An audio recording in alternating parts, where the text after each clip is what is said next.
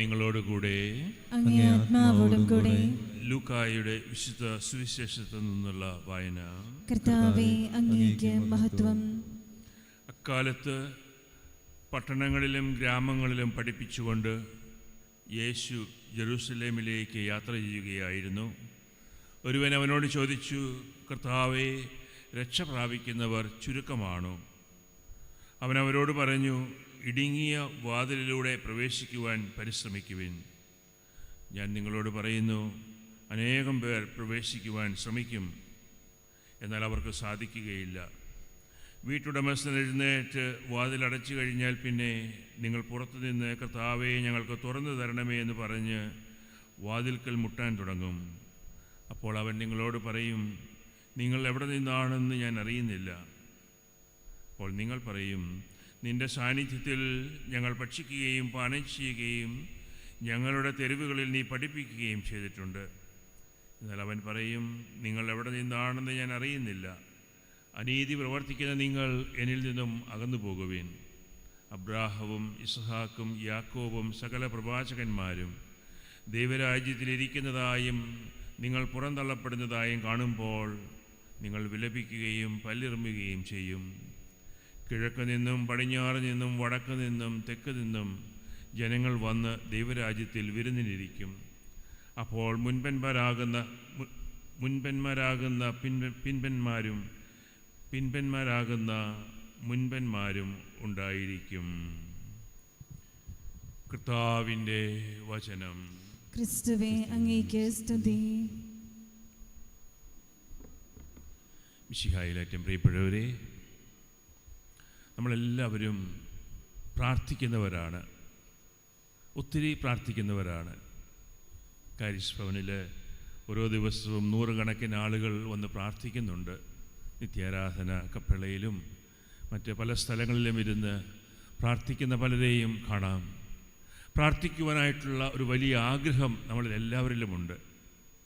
പ്രാർത്ഥിക്കാനായിട്ടുള്ളൊരു ദാഹം നമ്മുടെ എല്ലാം ഹൃദയത്തിൽ ദൈവം തന്നെ ഒളിച്ചു വച്ചിട്ടുണ്ട്. എന്നാൽ ചിലപ്പോഴൊക്കെ, അല്ലെങ്കിൽ ചില അവസരങ്ങളിൽ നമുക്ക് പ്രാർത്ഥിക്കുവാൻ വലിയ തടസ്സങ്ങളാണ്. ഉറക്കം വരുമായിരിക്കാം, മറ്റ് ചിന്തകളായിരിക്കും, ഒരു ആത്മീയമായ വരൾച്ചയായിരിക്കും, ഒരു ഉന്മേഷമില്ലായ്മ, അല്ലെങ്കിൽ പ്രാർത്ഥിക്കുവാൻ വാക്കുകൾ കിട്ടാതെ വിഷമിക്കുന്ന അവസ്ഥ. ഇങ്ങനെ പല അവസ്ഥകളിലൂടെ നമ്മൾ കടന്നു പോകാറുണ്ട്.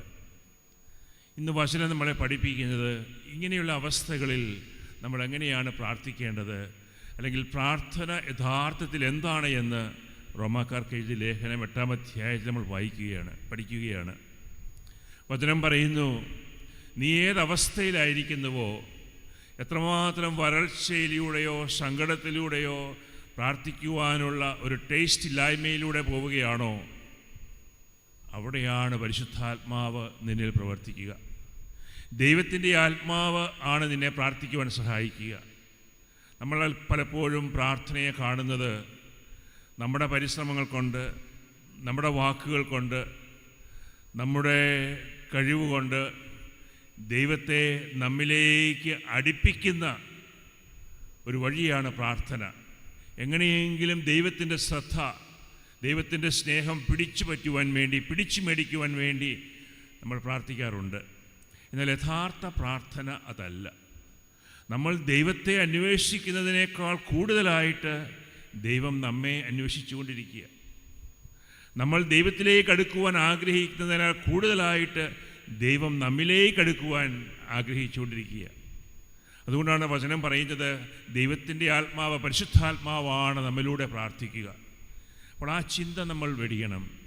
നമ്മുടെ വാക്കുകൾ കൊണ്ടും നമ്മുടെ പ്രയത്നം കൊണ്ടും പരിശ്രമം കൊണ്ടും ദൈവത്തിൻ്റെ സ്നേഹവും ദൈവത്തിൻ്റെ അനുഗ്രഹങ്ങളും പിടിച്ചു മേടിക്കുവാനുള്ള ആ ഒരു വഴി നമ്മൾ മറന്നിട്ട്, ഞാൻ അവിടെ ആയിരിക്കുക, എൻ്റെ സമയം, എൻ്റെ ജീവിതം ദൈവത്തിൻ്റെ മുമ്പിൽ തുറഞ്ഞ് നിശബ്ദനായിരിക്കുക. സങ്കീർത്തകൻ പറയുന്നുണ്ട്, നീ ശാന്തമാവുക, ഞാൻ ദൈവമാണെന്ന് നീ അറിയുക. ഇതാണ് യഥാർത്ഥ പ്രാർത്ഥന എന്ന് വചനം നമ്മളെ പഠിപ്പിക്കുകയാണ്. വീണ്ടും നമുക്കെല്ലാവർക്കും പരിചിതമായ ഒരു വചനമാണ് റോമാക്കാർക്ക് എഴുതിയ ലേഖനം 8-ാം അധ്യായം 28-ാമത്തെ വചനം. ദൈവത്തെ സ്നേഹിക്കുന്നവർക്ക്, അവിടുത്തെ പദ്ധതി അനുസരിച്ച് വിളിക്കപ്പെട്ടിരിക്കുന്നവർക്ക് സകലതും ദൈവം നന്മയ്ക്കായി പരിണമിപ്പിക്കുന്നു. ഇതിൻ്റെ അർത്ഥം എന്തായിരിക്കും? ഇങ്ങനെ വിചാരിച്ചാൽ, ഈ വചനം സൂക്ഷിച്ചാൽ സംഭവിക്കുന്നതെല്ലാം എപ്പോഴും നന്മയായിരിക്കും എന്നാണോ? അല്ലെങ്കിൽ നല്ലത് മാത്രമേ എൻ്റെ ജീവിതത്തിൽ സംഭവിക്കുകയുള്ളൂ എന്നാണോ? അതിലുപരിയായിട്ട് നമ്മുടെ ജീവിതത്തിൽ സംഭവിക്കുന്നതെല്ലാം നന്മയ്ക്കായിട്ട് ദൈവം രൂപാന്തരപ്പെടുത്തിക്കൊണ്ടിരിക്കുകയാണ്. എന്തെല്ലാം സംഭവിച്ചാലും, സങ്കടങ്ങളും ദുഃഖങ്ങളും തകർച്ചകളും നഷ്ടങ്ങളും എല്ലാം ഉണ്ടായാലും, അതെല്ലാം അവസാനം നമ്മളെ നിത്യരക്ഷയിലേക്ക് നയിക്കുന്ന നന്മകൾ നമ്മളിലേക്ക് ദൈവം പ്രവർത്തിപ്പിച്ചുകൊണ്ടിരിക്കുകയാണ്. അപ്പോൾ എല്ലാം നന്മ മാത്രമായിരിക്കണമെന്നല്ല, എന്ത് സംഭവിച്ചാലും അതിൻ്റെ എല്ലാം പിന്നിൽ ദൈവത്തിൻ്റെ കരങ്ങളുണ്ട് എന്ന് നമ്മൾ വിശ്വസിക്കണം. ഒരുപക്ഷെ നമ്മുടെ കണ്ണുകൾ കൊണ്ട്, ബുദ്ധി കൊണ്ട് കാണുവാനോ മനസ്സിലാക്കുവാനോ നമുക്ക് സാധിക്കുകയില്ല. മറിച്ച് ദൈവത്തിൻ്റെ വഴികൾ അല്ലെങ്കിൽ ദൈവത്തിൻ്റെ പദ്ധതികൾ തീർച്ചയായിട്ടും നമ്മളെ നിത്യരക്ഷയിലേക്ക് നയിക്കുകയാണ്. ഇന്നത്തെ സുവിശേഷത്തിൽ നമ്മൾ കണ്ടു, ഒരുവൻ വന്ന് ഈശോയോട് ചോദിക്കുകയാണ്, നിത്യരക്ഷ പ്രാപിക്കുന്നവർ ചുരുക്കമാണോ? എത്ര പേരാണ് രക്ഷ പ്രാപിക്കുന്നത്?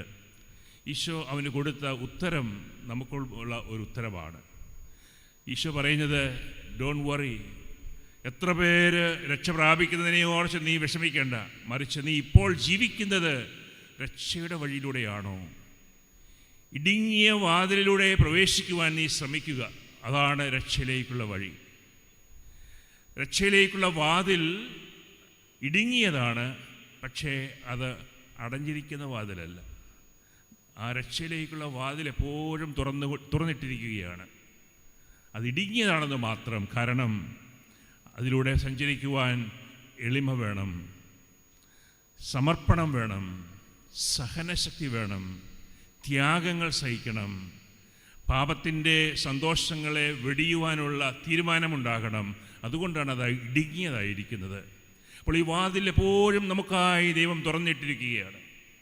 ഈ വാതിലിലൂടെ നമ്മൾ പ്രവേശിക്കണം. യോഹന്നാന്റെ സുവിശേഷം 10-ാം അധ്യായത്തിൽ ഈശോ പറയുന്നുണ്ട്, ഞാനാകുന്നു വാതിൽ, ഞാനാകുന്ന വാതിലിലൂടെ പ്രവേശിക്കുന്നവൻ രക്ഷ പ്രാപിക്കും. നമുക്കിന്ന് ലഭിച്ചിരിക്കുന്ന ഈ വചനങ്ങൾ, യേശുവാകുന്ന വാതിലിലൂടെയാണ് നമ്മൾ പ്രവേശിക്കേണ്ടത്. യേശു സഞ്ചരിച്ച കടന്നുപോയ വാതിൽ കുരിശിൻ്റെ വാതിലായിരുന്നു, സഹനത്തിൻ്റെതായിരുന്നു, കുരിശുമരണത്തിൻ്റെതായിരുന്നു. ക്രൈസ്തവരായ യേശുവിനെ അനുഗമിക്കുന്ന ശിഷ്യരായ നമ്മൾ ഓരോരുത്തരും അതേ വാതിലിലൂടെ പ്രവേശിക്കുവാൻ ആഗ്രഹിച്ച് നമ്മുടെ ഓരോ ദിവസത്തെയും ജീവിത സാഹചര്യങ്ങളെ, ജീവിത അനുഭവങ്ങളെ രക്ഷയിലേക്കുള്ള ഒരു യാത്രയായി കണ്ടുകൊണ്ട് നമ്മുടെ ആത്മീയ യാത്ര നമുക്ക് മുൻപോട്ട് കൊണ്ടുപോകാം. നമുക്കെല്ലാവർക്കും പ്രാർത്ഥിക്കാം. ഈ ദിവ്യബലിയിൽ നമ്മുടെ പ്രാർത്ഥനകൾ ഒരിക്കലും ദൈവത്തിൻ്റെ ശ്രദ്ധ നമ്മിലേക്ക് അടുപ്പിക്കുവാൻ വേണ്ടിയിട്ടല്ല, നമ്മൾ നമ്മുടെ വാക്കുകൾ കൊണ്ട് ദൈവത്തിൻ്റെ ശ്രദ്ധ പിടിച്ചു പറ്റുവാൻ വേണ്ടിയിട്ടല്ല, മറിച്ച് ദൈവമാണ്, ദൈവത്തിൻ്റെ ആത്മാവാണ് എന്നിലൂടെ പ്രവർത്തിക്കുക. ഞാൻ ശാന്തമായി ദൈവസന്നിധിയിൽ ഇരിക്കുക, ദൈവത്തിനായിട്ട് എൻ്റെ സമയം വിട്ടുകൊടുക്കുക. ദൈവത്തിൻ്റെ ആത്മാവ് നമ്മൾ ഓരോരുത്തരും പ്രവർത്തിക്കട്ടെ. ഈ ചിന്തകളെല്ലാം മനസ്സിൽ വെച്ചുകൊണ്ട് നമുക്ക് ബലിയർപ്പിക്കാം.